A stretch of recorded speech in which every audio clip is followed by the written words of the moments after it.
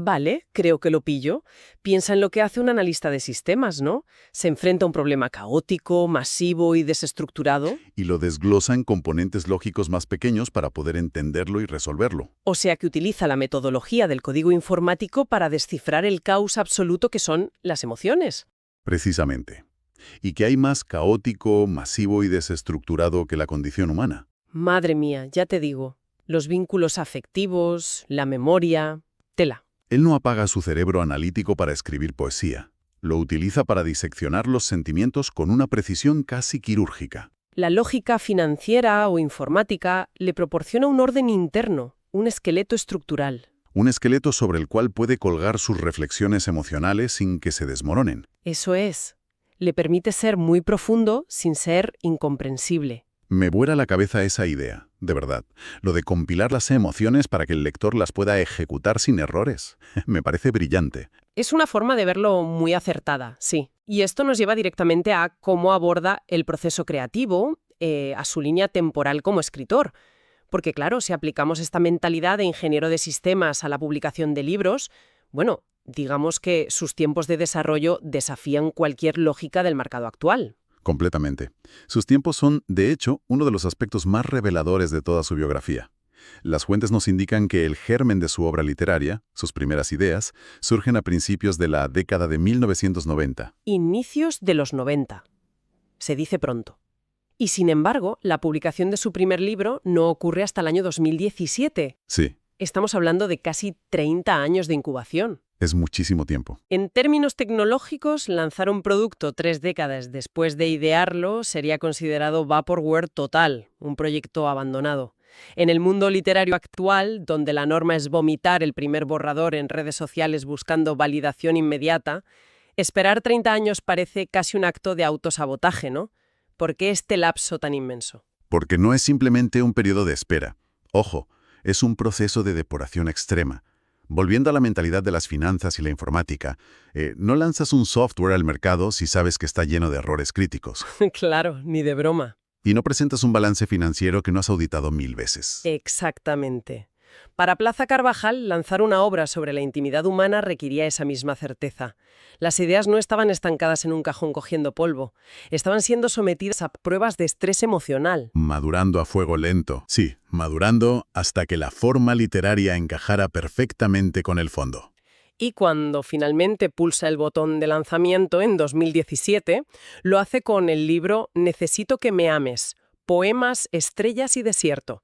Un título que, por cierto, recoge todo lo que hemos hablado de sus raíces. Es un debut que funciona como una auténtica declaración de intenciones. Los documentos lo describen como un compendio de relatos breves y textos poéticos enfocados en las vivencias personales. Y los vínculos amorosos. Pero fíjate en el subtítulo, Estrellas y Desierto. Volvemos a Arica. Volvemos a Arica, exacto. Vuelve a la inmensidad del norte de Chile. Utiliza el contraste brutal entre ese cielo estrellado y la aridez del desierto de Atacama como una interfaz gráfica, digamos, para explicar la soledad y la conexión humana. Introspección pura y dura. Diseñada para un público adulto que busca reflexionar sobre sus propias carencias y afectos. Vale, el sistema funciona.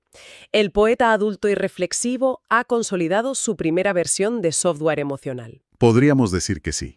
Pero la historia no nos da respiro, porque aquí es donde se pone realmente interesante. Avanzamos solo 2 años en el tiempo. Llegamos a 2019 y publica su segundo libro, titulado Las princesas también roncan. Un cambio de registro radical. Un salto al vacío absoluto, diría yo. Pasa de la poesía lírica existencialista sobre desiertos y estrellas a la literatura infantil y juvenil.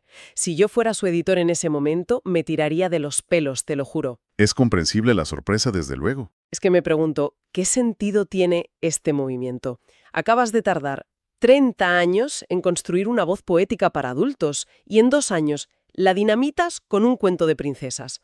¿No es un riesgo gigante para un autor novel? ¿No diluye eso su identidad como escritor? A ver, si lo analizamos desde la perspectiva tradicional del marketing editorial, que exige nichos predecibles y marcas muy marcadas, sí, parecería un error. Un error de cálculo garrafal. Pero, si conectamos esto con un panorama más amplio, con la arquitectura mental del autor que hemos estado construyendo, la coherencia es absoluta. Las fuentes destacan que Las princesas también roncan no es solo un cuento de hadas genérico. Ah, no. No.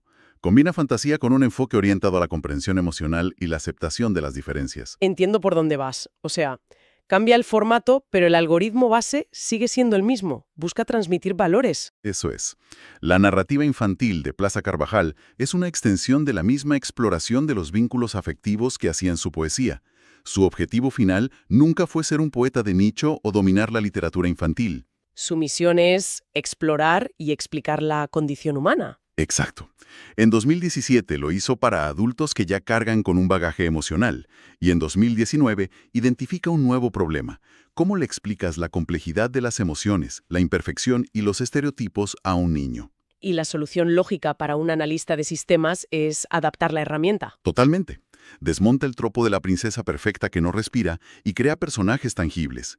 Transmite los mismos valores de empatía, pero utilizando un lenguaje accesible. Sigue aplicando su mirada analítica, pero la optimiza para un nuevo tipo de usuario. Es como si hubiera reescrito el código de su poesía para que pudiera ejecutarse en el sistema operativo de un niño. Es una forma fantástica de explicarlo. Me parece brillante, la verdad, cómo desmitifica la perfección desde la ternura. Y bueno, tras esto, nuestras fuentes mencionan una etapa de continuidad creativa.